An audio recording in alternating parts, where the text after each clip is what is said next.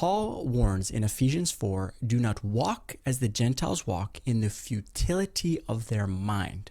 It is a warning to believers that when life is drawn from self-effort rather than Christ, the Spirit's guidance can be blocked and the conscience seared. Paul contrasts this with the alternative in Ephesians 4:20-21. And just to paraphrase, he says, but you have not so learned Christ, if indeed you have heard him and have been taught in him as the truth is in Jesus. The difference is not willpower, it is where we draw life from. Learning Christ means learning to live from his life, being taught inwardly to live by his affections, his conscience, and his spirit. We are not trying to maintain acceptance, blessing, or growth through our performance. And so this is the heart of the matter, that Christ is not only our justification, he is also our sanctification, he is our life, and he is our nourishment. Double-mindedness can occur when we fail to rest fully in this truth and we are trying to blend grace and law.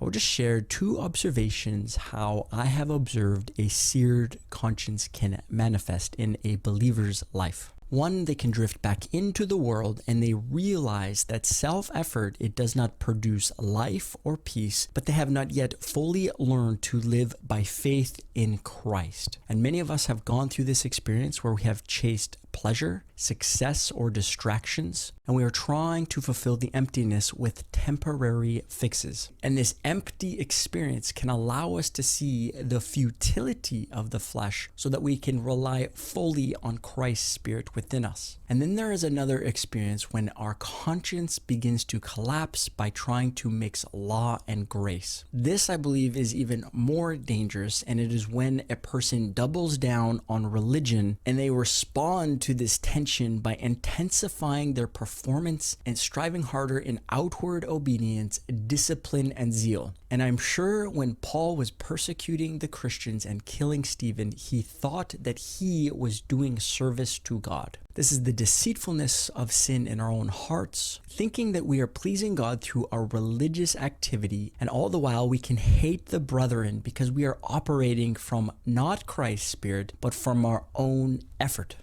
And from my own experience, when I am not minding Christ's Spirit, I have gone more this direction, where it appears like I am devout, and yet inwardly there is clearly a disconnection from life itself, which is Christ. The conscience feels rigid, judgmental, and empty because a life is being managed in the energy of the flesh and not the Spirit.